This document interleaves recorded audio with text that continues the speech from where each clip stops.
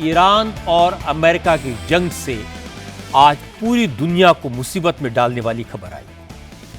Iran ने Qatar के सबसे बड़े नेचुरल गैस प्रोडक्शन प्लांट को तबाह कर दिया।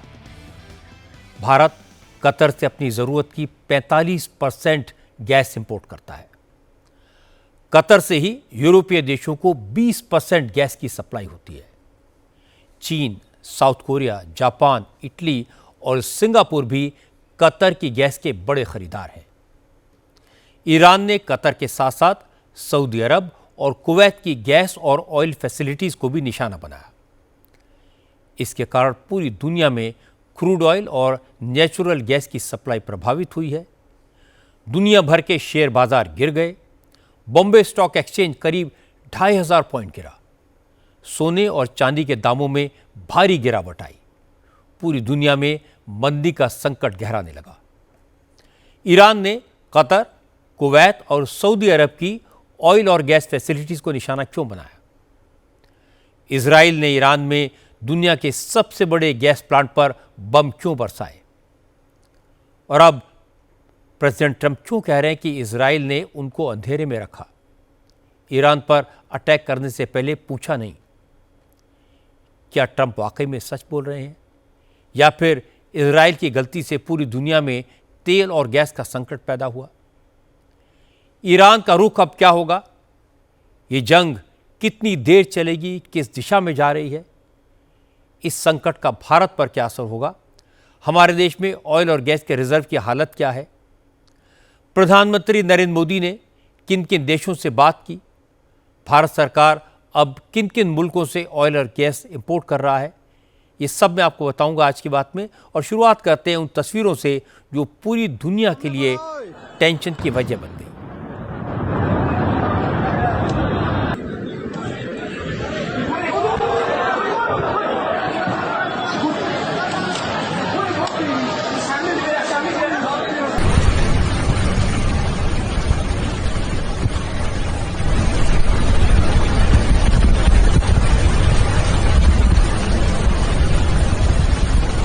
ये तस्वीरें ईरान के उस हमले की हैं जिससे पूरी दुनिया हिल गई।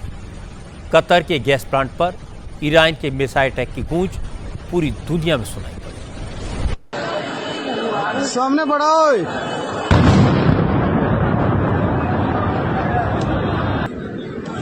असल में कल इजराइल ने ईरान में दुनिया की सबसे बड़ी गैस फील्ड साउथ पार्स पर अटैक किया था, जिससे यहां गैस का प्रोडक्शन और सप्लाई दोनों बंद हो गई। इसके जवाब में ईरान ने कतर के सबसे बड़े गैस प्लांट पर हमला कर दिया।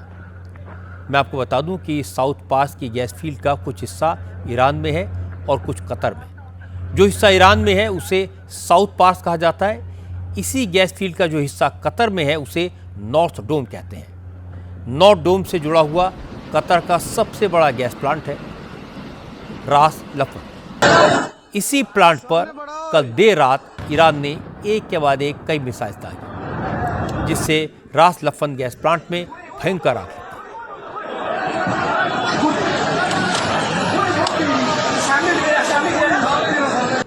कतर दुनिया के सबसे बड़े एलएनजी एक्सपोर्टर्स में से एक है और रास लफन उसका ही नहीं, पूरी दुनिया का सबसे बड़ा एलएनजी प्लांट है। ईरान के अटैक की वजह से रास लफन प्लांट बंद हो गया।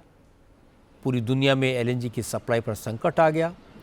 ईरान के इस हमले का असर भारत पर भी होगा, क्योंकि भारत अपनी ज़रूरत का कुल 55% एलएनजी यहीं से इंपोर्ट करता है, कतर से इंपोर्ट करता है। इसमें से 47% एलएनजी अकेले कतर से आती है। यूरोपीय देशों को 20% एलएनजी सप्लाई कतर से होती है। कई देश जिनमें चीन, south Korea, Japan, Italy, Singapore शामिल हैं, कतर के गैस के बड़े खरीदार हैं। इससे जैसे ईरान के हमले के बाद कतर ने रास लफन गैस प्लांट को बंद करने का ऐलान किया तो पूरी दुनिया में कोहराम मच गया।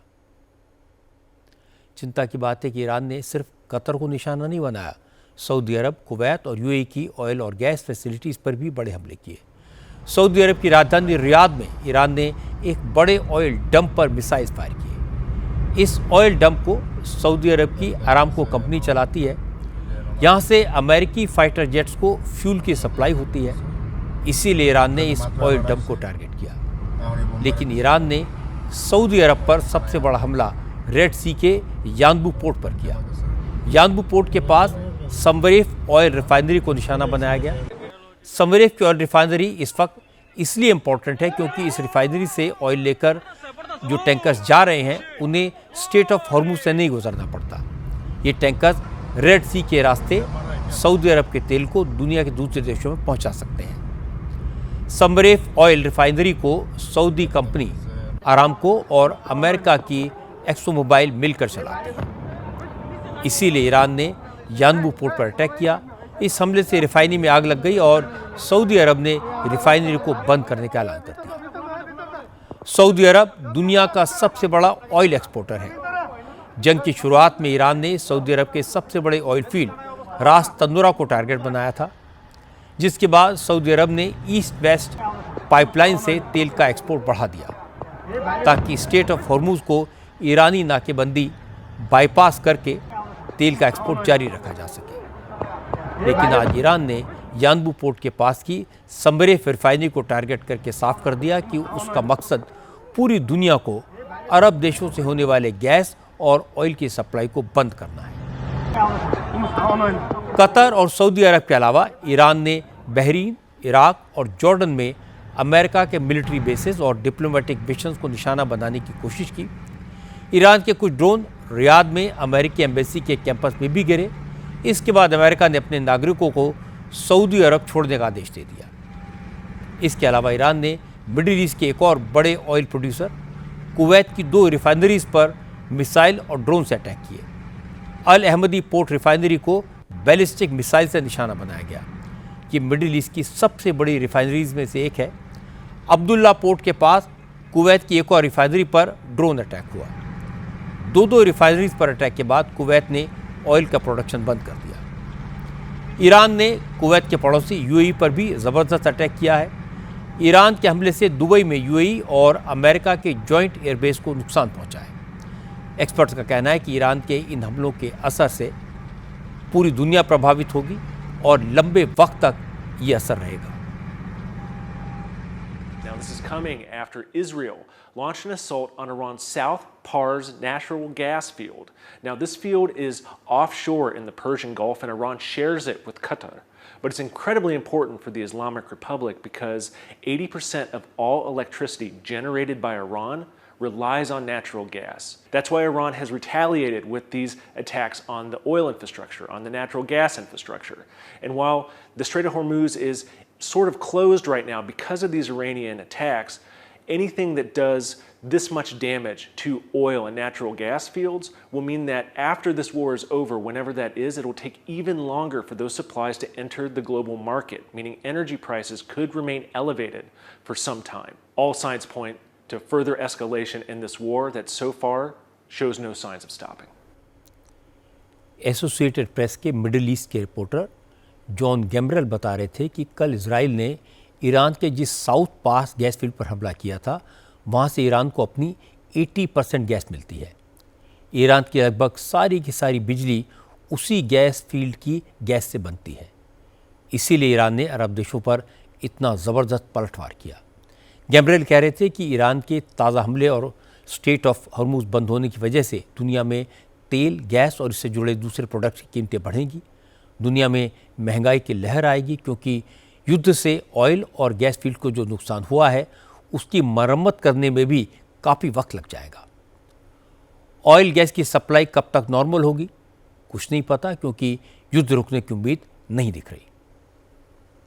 ईरान के इस रुख से अरब वर्ल्ड में बहुत नाराज़गी है। अरब देशों ने ईरान को ख़तरनाक अंजाम भुगतने के लिए तैयार रहने की चेतावनी दी है। कतर ने ईरान के डिप्लोमेट्स को निकाल दिया है।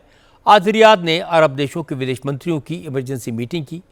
इसमें तेल और गैस के ठिकानों पर ईरान के हमलों को उकसावे वाली कार्रवाई और इंटरनेशनल रूल्स के खिलाफ बताया गया। सऊदी अरब के विदेश मंत्री प्रिंस फैसल बिन रहमान ने कहा कि अरब देशों पर हमला करके ईरान ने राह सा भरोसा भी तोड़ दिया। अरब मुल्कों के साथ ईरान के रिश्ते नॉर्मल होने की उम्मीद अब ख़त्म हो गई है। अरब देश मिलकर पूरी ताकत से ईरान को जवाब देंगे। The targeting of Riyadh while a number of diplomats are meeting, I cannot see as coincidental. And I think that's the clearest signal of how Iran feels about diplomacy. It doesn't believe in talking to its neighbors. It tries to pressure its neighbors. And what I can say categorically, that's not going to work. The kingdom is not going to succumb to pressure. And on the contrary, this pressure will backfire. So what I care about now is that the attacks on my country and on my neighboring countries that are not involved in this conflict end.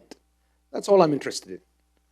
And we're going to use every lever we have, political, economic, diplomatic, and elsewise, to get these attacks to stop.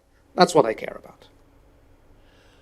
Saudi Arab के विदेश मंत्री Prince Faisal बिन फरहान जो कह रहे थे, मैं आपको हिंदी में ट्रांसलेट करके बताता हूँ, वो कह रहे थे ईरान ने रियाद पर उस वक्त हमला किया जब अरब देशों के विदेश मंत्रियों की बैठक रियाद में हो रही थी। इससे साफ है कि ईरान की डिप्लोमेसी में कोई दिलचस्पी नहीं है।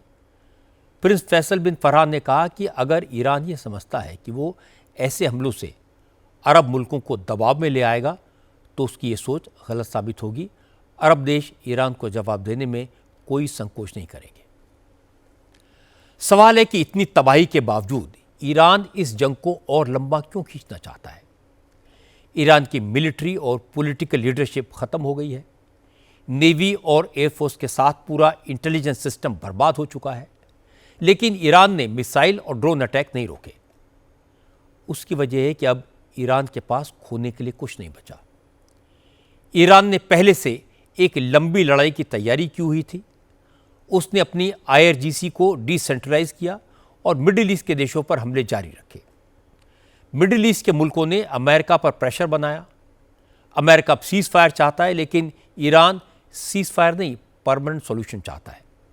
ईरान को लगता है कि अगर जंग थोड़ी देर के लिए रुकी तो उसके दुश्मनों को रीग्रुप होने का मौका मिलेगा, अपनी कमियों को फिक्स करने का चांस मिलेगा।